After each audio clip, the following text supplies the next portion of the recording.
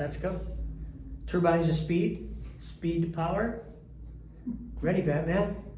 Hello kids, welcome to the Diecast Duo, the crazy show where we not only race them, but we drill them and sometimes hammer them. I'm Chris Walker. And I'm Mike Zarnock. What's new, Mike? What's been going on? Man, I don't know. It's always something. My wife, she says, every day. You talk to Walker? Did you talk to Walker? Of course I talk to Walker. I talk to him every day.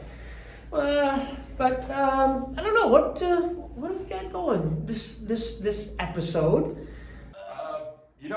Lately what's been showing up in my feed for Facebook is the memories of the Dallas convention. Man. And when the History Channel was Channel. there. The 50th anniversary of Hot Wheels. Tell us about that. Man, we know that, like with us, that thing kind of evolved. That came out of nowhere. It came out of nowhere. I got a phone call from the History Channel, one of their producers, and they said, hey, we're doing the 50th anniversary of Hot Wheels, and we'd like you to be a part of it. And I said, okay.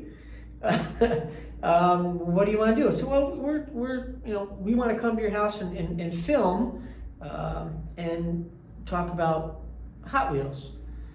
I said, all right, but I'm going to be in Dallas next week, and so it'll have to be after that. And they said, oh, cool, we're going to be in Dallas too. Perfect timing. Okay, yeah. So we don't have to come to your house in New York. All right, cool. But I want you to. Well, yeah, I did, but that was right after the after my pipe got broke and my Hot Wheel room was flooded. That's right. You had drywall. Oh man, I had nothing going, and it was just a disaster. And so we talked a little bit, and they said, "Is there anybody else that you may know that collects Hot Wheels and does cool stuff?" I collect Hot Wheels. Exactly. I said, you know what? I know this guy named Chris Walker. That he and I hang out together, and I think it'd be a good thing for the show. We kind of got a good rapport together. Yeah. We kind of hang out once in a while. So they said, okay, cool. And it's like, well, like I said, it wasn't supposed to be what it ended up. They were just going to do a little bit with us and move on. So we get to Dallas. My left leg is not working. Feels like somebody beat me with a baseball bat. And I'm doing my very best to walk. At a convention. At a convention, and that we normally walk tens of hundreds of thousands of millions of miles a day. But so they filmed us walking in, they filmed us walking out, they filmed us in the common area. They filmed us for 4 days straight? Yeah.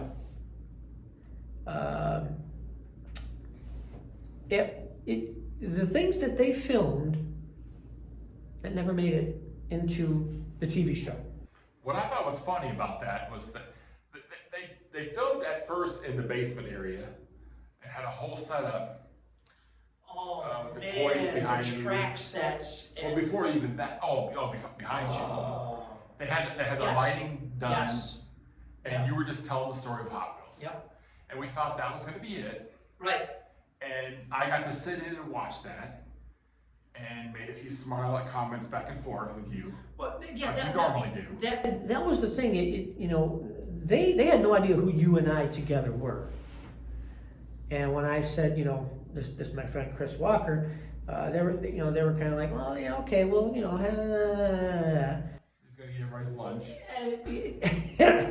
And then you and I started our normal banter that we do, and I could see them looking at each other, going like, these guys are crazy, and we made them laugh, and so they could see what we were doing, And after I did the whole black backdrop thing and all that,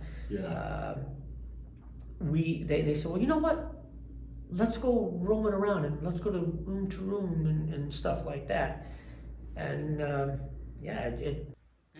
let's get you guys room shopping. You guys do that here. We told them, kind of what it was about. Well, let's get you guys doing a little bit of that. So next thing you know, we're doing stuff like that, commenting about the cars we picked up, going into people's rooms. Some people we knew. Then they're following us in the hallway. And people are going, what is going? Yeah. And then we went down to, I remember we went down into the lobby, the main area. This is a hotel that had a huge lobby. Huge.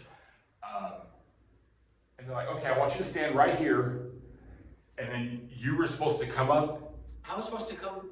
Oh, I was supposed to already be there, kind of in the lobby, just loitering, which is what I do. What you good at. And you were supposed to be coming, like you just got in. You had to borrow a bag. Right, like I was outside, and I didn't have any suitcase, so my buddy Izzy and his wife were walking by. Yeah. And I said, Izzy, let me borrow your suitcase. And he's looking at me like, what? He just got there, so he didn't know what was going on. Yeah, he like I said, he would just walk into his room with his suitcases and his wife. So I snagged his suitcases, and they said, okay, now go out the door and wait. And okay, and they're in there with you. And then they're, signaling me to come walking in. And everybody's looking at me like, what is this guy doing?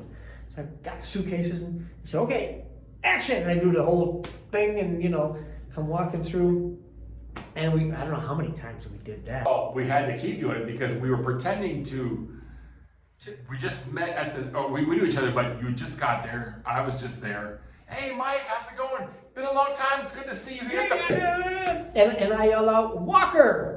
And they thought that I said something else. But this was the best take that we had. Remember? Yeah. And they said, cut! I said, What? And they said, you can't say that. I said, that's his name, Walker. Oh, we thought you said something else. Yeah. So we had to start all over again. But every time we did it, you ended up coming right up next to me and we're talking. They kept cutting it because they're like, okay, let's do this again, but a little less intense. Yeah. Because I'm sitting there. Well, you were nervous. Well, I'm nervous and excited because I'm going to be on the History Channel. And you're going to be on the History Channel. This isn't NBC TV. No, this isn't the news where, Right. there already was, neck and does a jaybird coming through. Yeah. Yeah. So, as I'm saying what I'm supposed to say, I'm like, it's great to see you, Mike. I'm like, I need to tone it down a couple of notches. It's like, okay, bring it back a little bit, a little less intense. Let's try this again. Yeah, working with real production people and TV stuff, they have their own ways, Yeah. But I like to talk, and the first thing they told me was, you talk too much. So just say this and you're done. Don't explain the whole. And my wife does the same thing too. Like right now, I'm talking way too much. See, I was the opposite. Because every time I would talk, he'd be sitting there doing this to me. Yeah. And I found out that meant drag it out a little more. How you doing, Chris? Good. I'm good. So I had to drag it out. You had to dial it back. And we finally met in the middle. Yeah, it was awesome. They filmed us in the room afterwards. Yep. Which I'm glad they didn't use that. Now that I think back, that was really cheesy. It was basically who got how they always do all the scripted shows. Yeah. Who got the better deal? And I think I came up with the cheesiest line in history. Actually, we both win because we got cool Hot Wheels or something like that. And I got done and they said, okay, that's good. I'm thinking, did I just say that? I'm already cheesy as it comes, and now I just said that. I think that's the thing. We've learned to be ourselves. Yeah. And of course, the first time you're on TV, you're gonna hello, I am. You just look like 1950s Superman. Yeah. Here I come to save the day. I think that's Mighty Mouse. Okay. I don't know. Look, up in the sky, it's a bird. It's a Hot Wheel. But yeah, you have to be yourself. Because people are watching us for ourselves. It's not like we're playing character. Right. We are ourselves. And so if people see us acting, so that's not them. Well, people think we're acting half the time. You notice when we're in the room sometimes at the conventions, I say that because so you guys would know, we're at the conventions really late, new people wander in once in a while. And some of the older people that known us for years, we're cutting up, everybody's laughing. Some of the new people are like, got their eyes really wide, like, look at the way they talk, and they're weird, they're carrying on, and they'll be like, oh, that's just Chris and Mike. Yeah, that's what we do. We're best friends. We nothing we can't say to each other, and most of the time we say it in public. Yeah. Anyway, so the next day they got you setting up track. Did they film this whole downhill thing, or what was the deal with that? They were walking around doing, just looking at different things. Of course, because both of those guys were really artsy, photographic. Everything was. That one guy was talking about what angle of the shot and this and that, and it's like, man, Yes. So they're walking around looking for cool shots. And they came upon the racing, the 6-lane or 4-lane, whatever they had going on there. And they said, well, let's set up this really cool red line track. It's like, okay. And they said, you got one? No. That's in my sports coat. Yeah, I don't have one on me. So first thing we do is we go see Woody. Woody's got all these beautiful red line track sets all around, and they said all we need is just a loop and a jump. I said okay. So I asked Woody, and he said, oh yeah, cool. Here, take this red line set. Had a nice box to it, and the whole deal. So we get down there, and I set up the track, and it took like I don't know how many shots, because they wanted it when one car came down and the car came through the loop, and another car came down over here and it came through the jump, and it was like, oh my goodness. They wanted something that you weren't even sure could even be done on that track. Exactly. So we finally get, that red line set all set up and made it work. And something else happened, and I had to go somewhere. And I come back, and this guy, whoever they had in there, was shoving a Hot Wheel track into this box, busted up the box, and it's like, oh, how am I going to bring this back to Woody looking like this, And I felt terrible, but Woody was cool. I said, Woody, I'll pay for the track. It just, no, don't worry about it. Woody's definitely cool. Oh, Woody's an amazing guy. Okay, we talk about the different people in Hot Wheels collecting. Okay, all right. Who's Woody? Well, for those of you that don't know, if you were an 80s kid and you used to ride a bike or a skateboard, Woody Itzen used to ride for Hutch bicycles. He was like a lot of the teams had multiple riders. He was like maybe one of two for Hutch. He had the light powder blue, pink and white pants that said "Do a Trick" on the butt, and rode the Hutch Trickstar. At one time, he had the gold-plated Trickstar that Hutch gave him, and it's real gold-plated. He still owns it. Oh yeah. But yeah, he was one of the premier. If you read BMX Action, Freestyle Magazine, any of that, you knew who Woody Itzen was. Oh yeah. He was the guy. Him and maybe 5 guys were the top guys. You rode, right? I did ride. We'll save that for another show. Okay. All right. And Woody doesn't remember me, but I actually met him many times in Southern California when I was a kid, riding. And funny enough, I connected to him later collecting Hot Wheels, and I bought a few cars from him, and we've did a few trades. And he's an amazing guy, like you said. Yeah. And that's Great just guy. like you said, just one of the guys that you meet collecting Hot Wheels. Yep. There's actors, there's pro bike riders, there's singers, there's all kinds of people that collect Hot Wheels. Yeah. Which is really cool. And I know you have done commissioned custom pieces for some big name actors. No, we need to talk about that one of these times too. Okay, all right. So yeah. So it was his track. Yeah, and I felt terrible. But he's a cool guy. Yeah, don't worry about it. I mean, so, but yeah, they, with a lot of things, if you're not into that realm, you have no idea how important the box is, or, the track itself, or. Box is everything, because you can always rebuy the track. Exactly. The box got thrown away. Everywhere, man. We got hundreds of pieces of that orange track, but having a decent box, is really, really important. Definitely. So I felt terrible.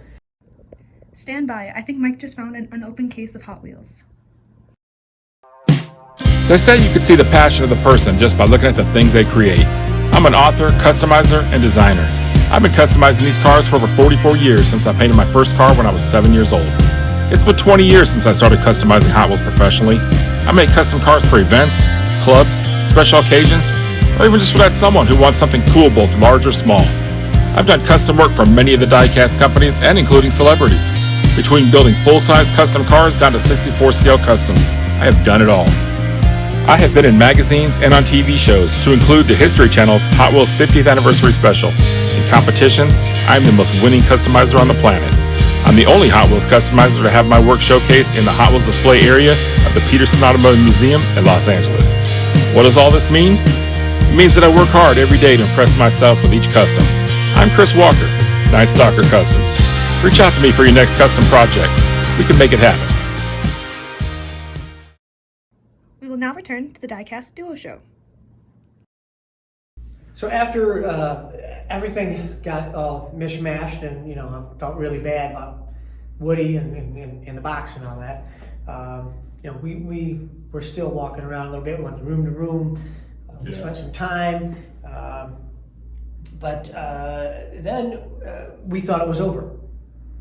Yeah, went home. That was the end of it. We went home, and we were sitting there waiting to hear from these guys, and when we had no idea when they were going to air it. They were going to email us and let us know when it was going to air, the air date. So, yeah, I got that email, and I called you right away. You're like, yeah, they just called me. They just emailed me. And I told you that my room was flooded, and I had drywall, and it wasn't anywhere near being done. That's right, everything was destroyed. Yeah. So it took, I think, we had 48 hours for me to get my room done so they could come and film it. I didn't tell them, that it was messed up. And they showed up, well, I had until like 9 o'clock on Thursday morning. And they showed up at like 7:30. I thought they were coming yours Friday. I don't remember what day, Thursday or Friday, whatever. Right. Did they go to your? Yeah, they went to your house first. See, luckily you had one more day than I did because they were coming to my house the day before. Yeah. And you and I had talked. Well, my office is not just Hot Wheels. I collect everything. Star Wars, G.I. Joe, robots, Japanimation. Everything across the board. So they were coming and wanting to fill my office. So I knew right away this was going to be a problem. I've got. The old saying, 10 pounds of poop in a 5-pound. I had to clean everything out of the office, box it up, and then start over, redecorating everything in nothing but Hot Wheels. Right. Right. That was the thing. We couldn't have anything but Hot Wheels in the whole thing because it was for Hot Wheels. Right. This was a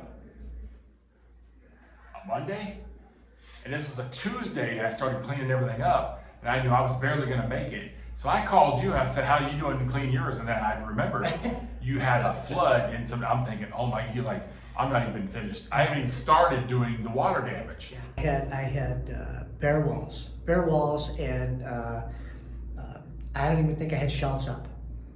And like I said, it was I had 48 hours to do it, and actually they showed up 2 hours early, and I was just putting, the last piece up on the wall, and I think it might have been a Sizzler set or something like that. And my wife said, "Hey, Mike, somebody at the front door." And I'm like, what? I remember Marsha was texting Tina all throughout that week, relaying messages to me. Oh, Mike Casey started putting his room together. I'm like, oh my God, he's not gonna make it. they'll be here at my house tomorrow, and I'm still. I did not think we were going to make it. I mean, there was,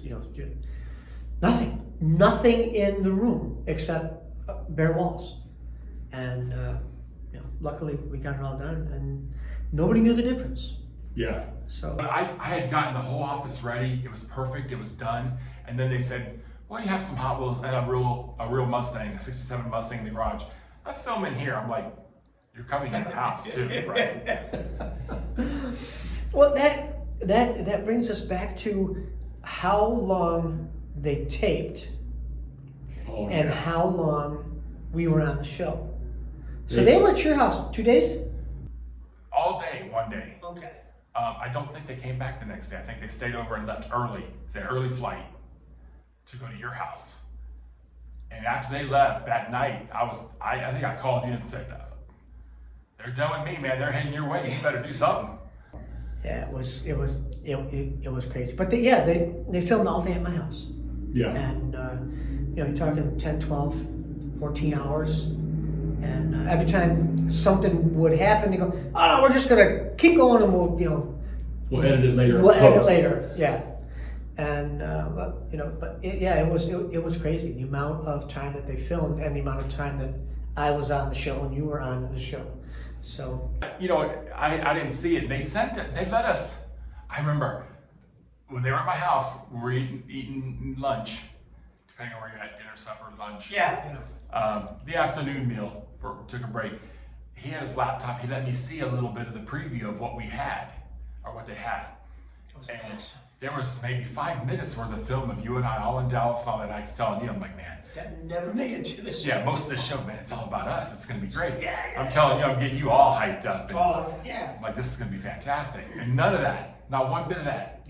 Because every time they talk to us, they're like, oh, I think we can go another direction with this. Right. Yeah.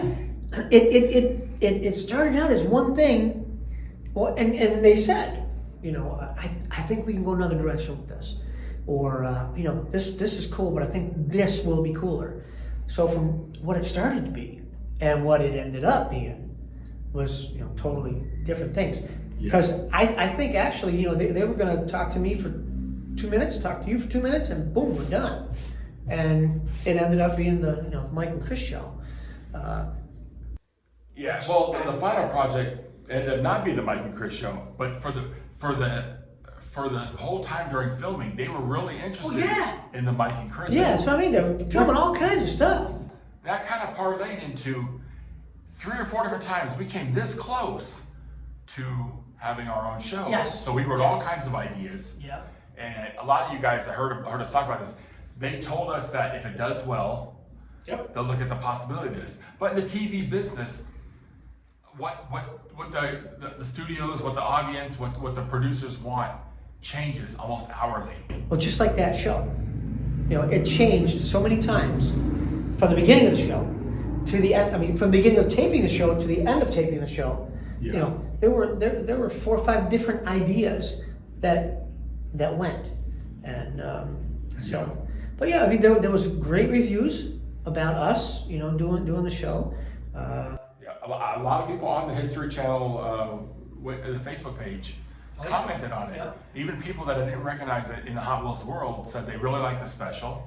There was over 100,000 comments. Yeah, I really like the special, but those 2 guys, They were nuts. I'm thinking, cool. This is great.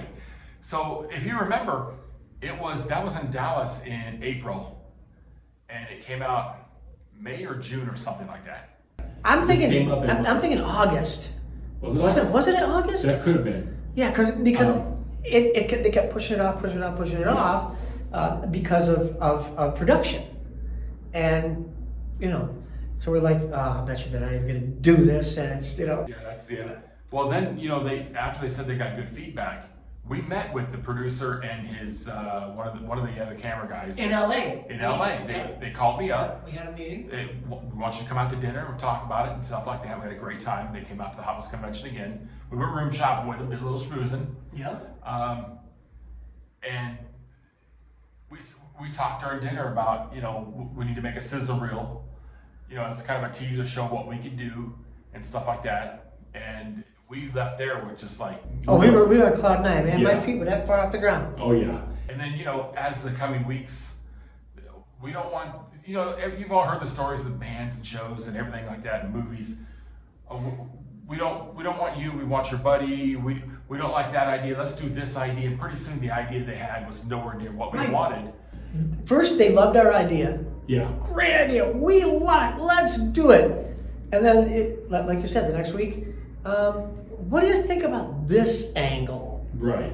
And And just like most movies or shows you hear about, pretty soon the idea changes. It's not your idea anymore, but we're still willing to be on board because it'll get our foot in the door. Yeah. And then we can do what we want in season 2, to the point where by the time the show comes out, the original actors aren't even in the show. So they got a different show with different people. They ain't about nothing that we talked about at all.